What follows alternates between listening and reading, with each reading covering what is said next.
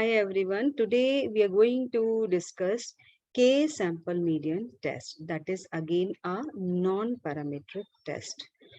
So here is we have taken one example in this K-sample median test. We have taken one example, 3 classes marks we have recorded. Let's say 3 sections A, B, C we have taken. And now we want to compare whether there is any significant difference among all these 3 classes marks or not, right? I am sharing my this screen. You could see here.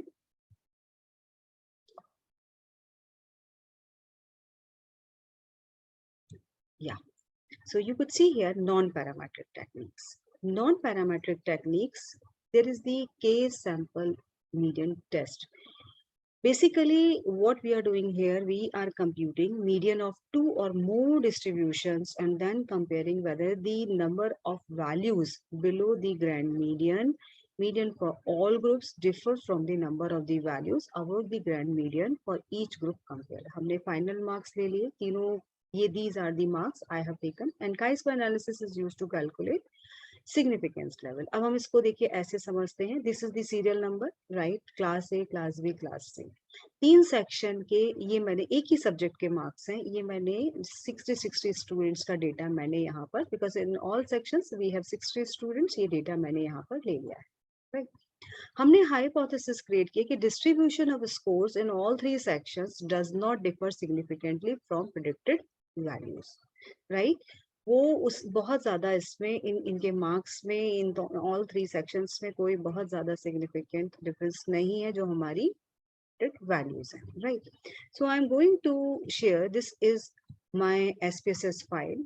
यहाँ मैंने variable view में आप देखेंगे final and sections, ये मुझे 2 variables चाहिए थे अपनी SPSS फाइल में. फाइनल में आप देखिए मैंने इसको न्यूमेरिक कहा है. These are the final marks, right? At the measure हम स्केल पर ही करेंगे. सेक्शन को मैंने अगेन आई सेड न्यूमेरिक और यहाँ मैंने देखिए आप वैल्यूज में डिफाइन कर दिया. अगर जहाँ पर 1 है that means we are talking about this, these marks are from section A, 2 है सेक्शन बी, 3 है सेक्शन सी. तो 3 क्लासेस की कैटेगरीज में 3 सेक्शंस हमने यहाँ डिफाइन कर दी.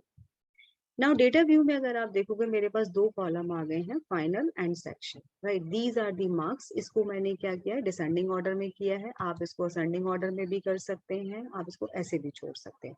तो मैंने असेंडिंग ऑर्डर में किया, तो जिस सेक्शन का बच्चा है 1 1 2 3 मीन्स सी सेक्शन का बच्चा है एंड 2 मीन्स बी सेक्शन का बच्चा है एंड ऑल दीज थिंग. ये आप देखिए मेरे इस शीट में if you could see here total 180 students की एंट्री है, 60 फ्रॉम ईच सेक्शन, ठीक है? अब हम अप्लाई करेंगे यहाँ पर, we are going to apply, we will go to analyse. हम जाएंगे यहाँ पर नॉन पैरामीट्रिक टेस्ट में और नॉन पैरामीट्रिक टेस्ट में जाने के बाद हम यहाँ पर यू कुड सी 1 2 3 4 5 6 पोजीशन पे आप देखेंगे के इंडिपेंडेंट सैंपल.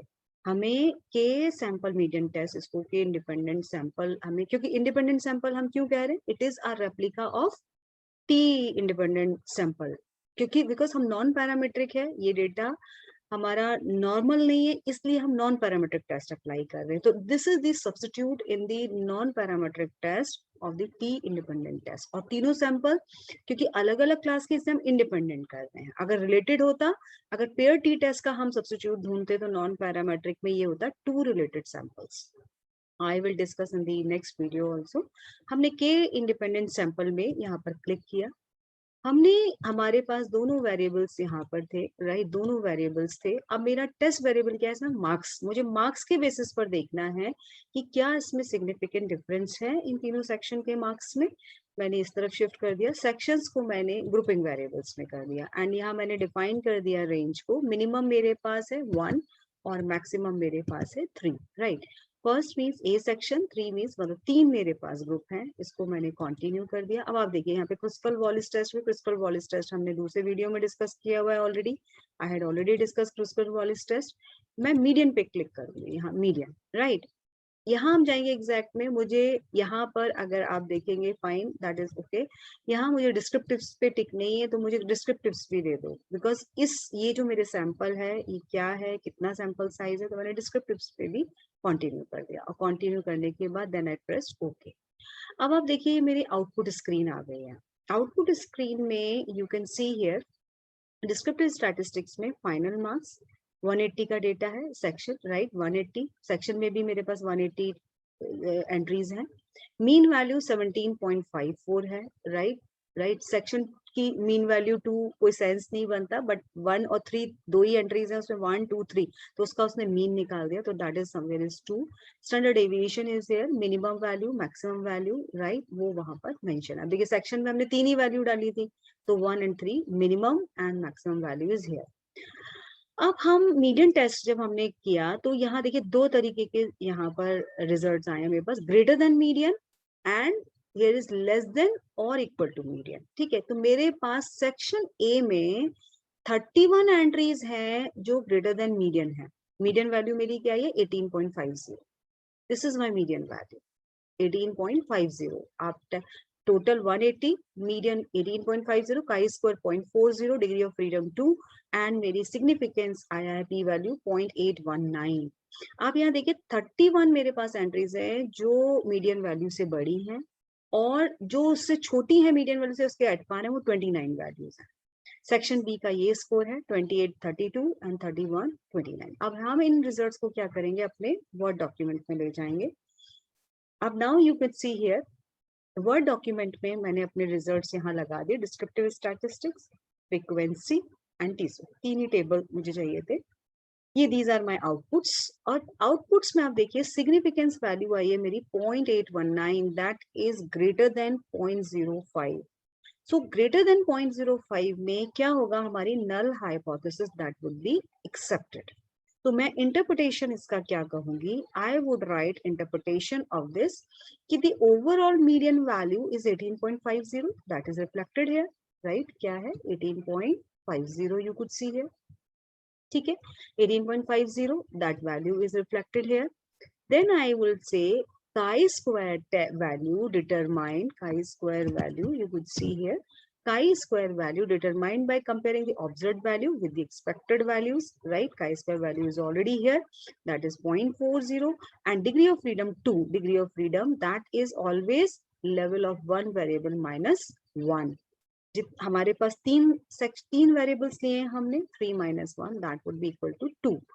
तो सिग्निफिकेंस वैल्यू आई है मेरी p equal to 0.819, that means it indicates that the distribution of the score does not differ from predicted value.